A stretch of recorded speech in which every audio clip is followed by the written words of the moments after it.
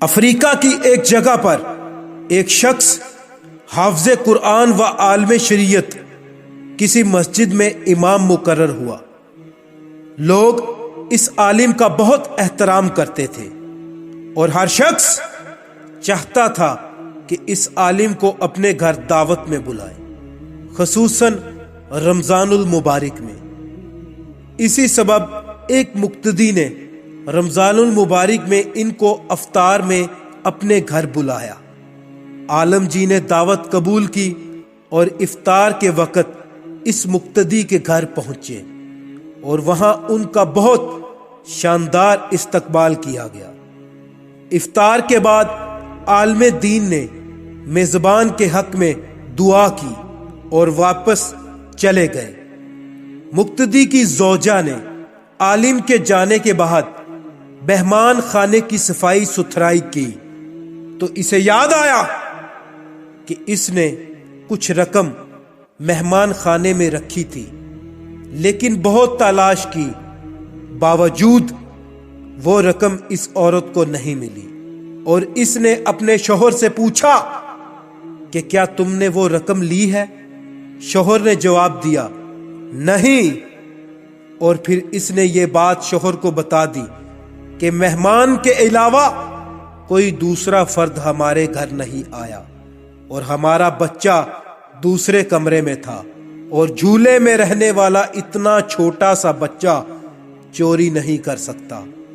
بالآخر دونوں اس نتیجے پر پہنچے کہ رقم مہمان نے چوری کی ہے، اور یہ سوچتے ہوئے میزبان کے غم و غصے کی انتہا نہ رہی کہ ایسا کیسا ہو سکتا ہے کہ ہم نے اتنے عزت و احترام کے ساتھ اپنے گھر بلایا اور انہوں نے یہ غلط کام کیا۔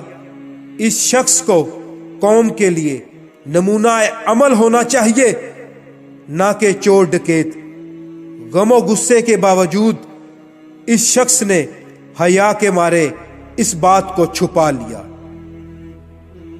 لیکن درین حال عالم دین سے دور دور رہنے لگا تاکہ سلام دعا نہ کرنی پڑے۔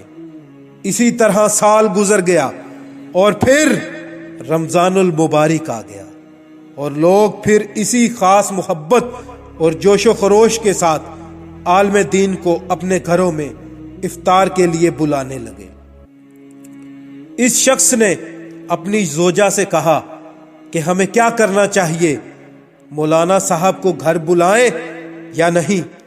زوجہ نے کہا بلانا چاہیے، کیونکہ ممکن ہے مجبوری کے عالم میں انہوں نے وہ رقم اٹھائی ہو، ہم انہیں معاف کر دیتے ہیں تاکہ اللہ کریم بھی ہمارے گناہ معاف کر دے۔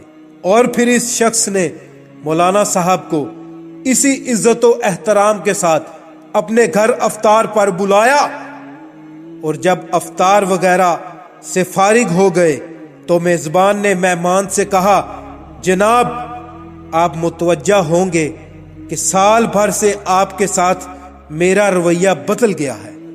عالم نے جواب دیا ہاں، لیکن زیادہ مصروفیت کی وجہ سے میں تم سے اس کی وجہ معلوم نہ کر سکا۔ میزبان نے کہا قبلہ، میرا ایک سوال ہے اور مجھے امید ہے آپ اس کا واضح جواب دیں گے۔ پچھلے سال رمضان المبارک میں میری زوجہ نے مہمان خانے میں کچھ رقم رکھی تھی اور پھر وہ رقم اٹھانا بھول گئی، اور آپ کے جانے کے بعد ڈھونڈنے کے باوجود وہ رقم ہمیں نہیں ملی۔ کیا رقم آپ نے لی تھی؟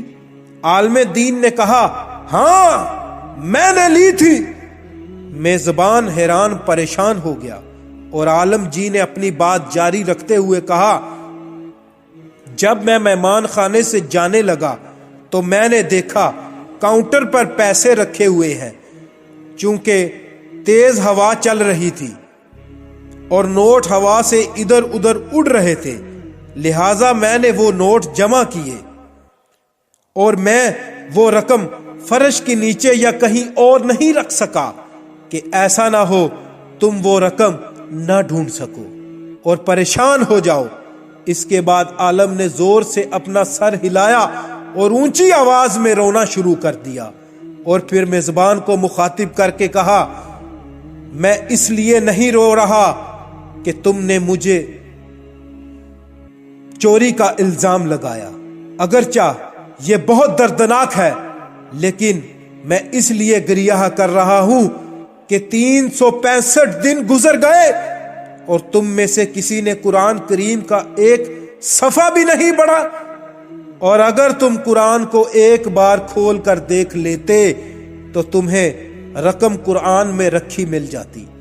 یہ سن کر میزبان بہت تیزی سے اٹھ کر قرآن مجید اٹھا کر لایا اور جلدی سے کھولا، اور اس کی مکمل رقم قرآن مجید میں رکھی نظر آ رہی تھی۔ یہ حال ہے آج ہم مسلمانوں کا کہ سال بھر میں بھی قرآن نہیں کھولتے اور اپنے آپ کو سچا اور حقیقی مسلمان سمجھتے ہیں۔ اللہ اکبر۔